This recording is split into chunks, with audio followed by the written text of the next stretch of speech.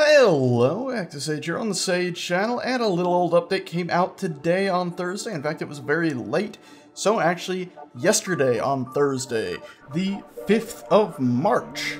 And this update added lasers that are completely invisible and don't actually do a damage shit anything at all. But what they do is act as a replacement for your standard antenna. So here I've opened up this screen. We're going to type ant for antenna, and you'll see your standard antenna, and then you'll see this laser antenna.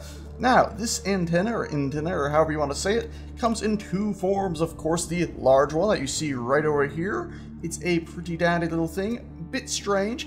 In fact, I find it very odd, in fact, that you see the base here actually has a nice amount of detail to it, whereas the top still seems pretty standard. So it's as if they started doing a high poly model and said, wait, no, we just got to get a basic model, we'll do a proper one later when we do our proper DirectX 11 pass on everything. Anyway, that's the big ship one. Here's the small ship one, and you are technically supposed to be able to connect these together just by aiming them at each other. So I'm going to demonstrate that really quickly with green and blue here. So I'm going to go ahead and go up to this little station here, and inside the station it has a reactor in it, so let's go ahead and press K to hop into here. I have the laser antenna here, I've named it blue, and I'm going to say copy my coords, and that actually copies the coordinates of that laser antenna right there. I'm going to then fly up to the green, and I'm going to pop right into here and go over to it, and see there's a list of known receivers, which it currently has none, and we're going to say paste coords right here, this little blinky button. I'm going to click on that, it pastes the coordinates for this other one in there, and what it should be doing now, if you look at the bottom right, is trying to establish connection to, it's not showing the full thing. Of course, I forgot one step, a very important step, the connect to coords that I've just pasted in there. So I click that, it rotates over this, and automatically this one sort of detects, oh, something's aiming at me, and it switches over to look at it. Now, you could see this being a slight issue because currently what's happening is this one is communicating only to this one, whereas a normal antenna broadcasts to everything. This one is now broadcasting between these two things. So if I was to go ahead and pop into here and press K on this, I can now click the pull down at the top, and you can see I can switch over to the other platform with the green. Well, the thing is, you might find a small issue if, let's say, we were to go ahead, and I believe we still have the coordinates from blue copied, so we can come over here and paste those coordinates in right here and say paste coordinates. So you can see it's changed to say select GPS coordinates, and the blue is now showing up there. I click connect to coordinates. Now this one here has gone ahead and aimed at this one. Unfortunately, this one has now automatically gone ahead and disconnected from that one and reconnected to that one. In fact, actually, it looks like we might be in even more trouble than we thought, as this one would appear to not be connected at all. So it seems like there's some sort of finicky thing happening here, where it's now disconnected green and blue automatically tried to connect back to red when it tried to connect with it, but they don't seem to have actually made a connection. Now, it's possible that that connection issue happened because I flew in the way, but let's try that one more time. Connect to blue, and it looks to be aiming over there, and it's failed again. It failed again. You can see a little light on the top of these two. It's green right now, indicating it has power and it should be ready to go, but for some reason, it seems to be refusing to connect with it. So let's do that one last time, tell it connect. Aims over there, a little light on top was yellow, meaning it's trying to connect, but no dice. We fly over to this one, it's on green as well, indicating that it should be ready to go on idle. Now let's go ahead and check one thing really quickly, and what we're going to do with that is simply go ahead, click on this guy, and copy my coords, fly over to blue, and paste its coordinates in there. So we can go ahead and paste this in here right now, paste coordinates, and say connect. And nothing. That one didn't turn. Oh, there we go. It just turned around facing it. Did it connect? Aha! So this time it connected. So they had to be looking at each other, both told to look at each other. But it is interesting, even though just ordering this one to connect to that one didn't cause... Well, it did cause blue to disconnect from green. But it didn't actually connect to this one, even though for a moment there they were both facing at each other. So it's a bit odd. And of course, if I fly in front of them, because they are directly laser communicating, you can see it goes to yellow because it's lost its connection. I'm not sure if I sit here long enough, will it completely reset? It doesn't appear to be that way. Move out of the way again, they start communicating again. So you can now use these to have a whole antenna network without having to actually see the antennas sitting around and cluttering up your screen, and also being more secretive. Mind you, if somebody flies up to it, they can still get a general idea of where your base is. Oh, it's over that way.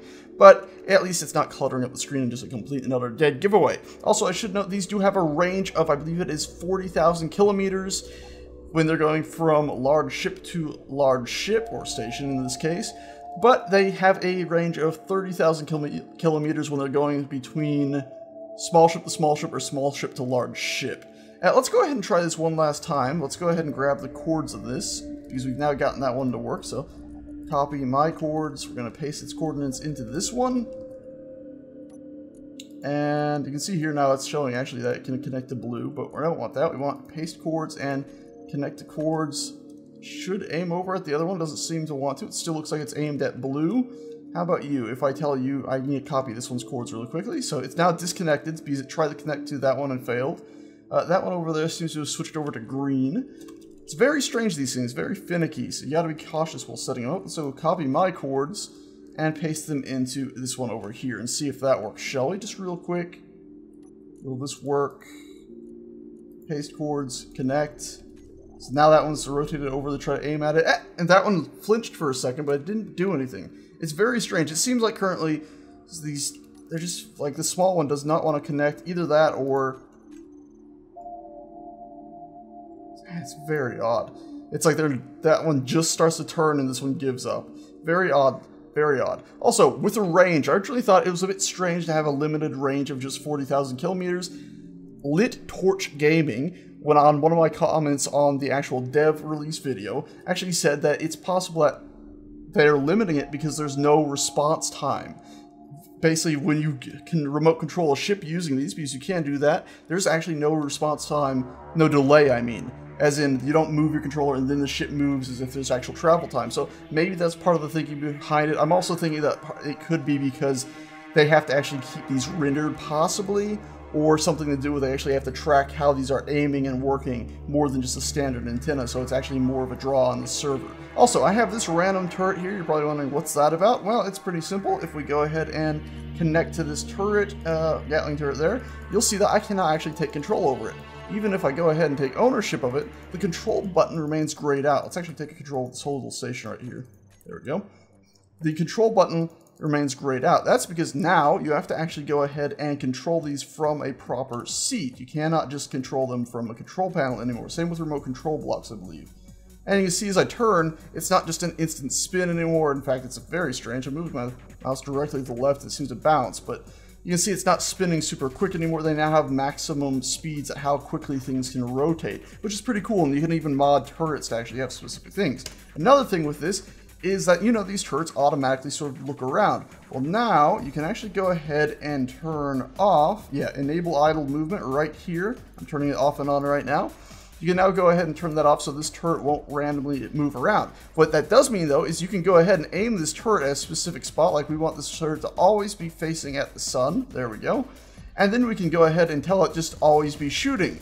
Well, now we hop out of there, and that turret is going to be forever shooting to where we left it. And of course, you can set it up with a timer block or buttons to actually fire that turret. So you can actually have set turrets to fire at specific locations. Another thing to show off these new things is just this simple, strange machine I have up here. It's pretty simple and straightforward.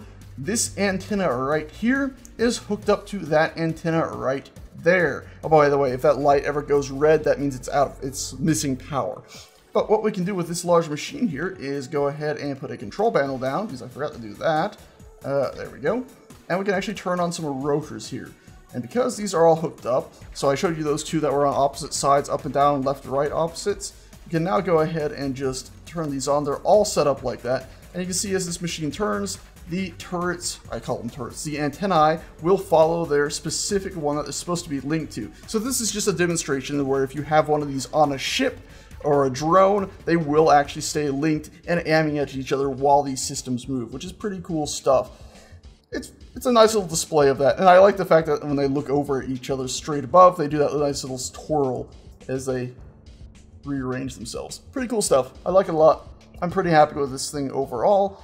Yeah, you can tell this is sort of like something I was like, oh, that would be kind of clever. If I could only see the lasers actually aiming at them, it would feel even better, because as they go straight across the middle, they would make this sort of vortexy twisting pattern almost. Maybe someday.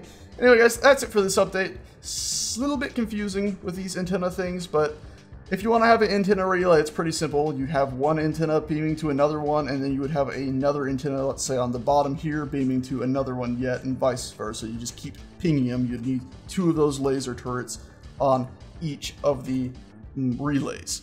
Anyways, that's it for this update. I'm happy with it. Oh, wait, one last thing before I forget. Notice the symmetry of this. The blocks, they have fixed the symmetry, and they already had fixed most of the little gaps that showed up with some of these little slanted blocks, these little tiny bits. They have gone ahead and fixed the symmetry now, so you can build with symmetry mode on, which, you know me, I adore that. Anyway, for real this time, thanks so much for watching, and I'll see you next time. Fade out, fade out.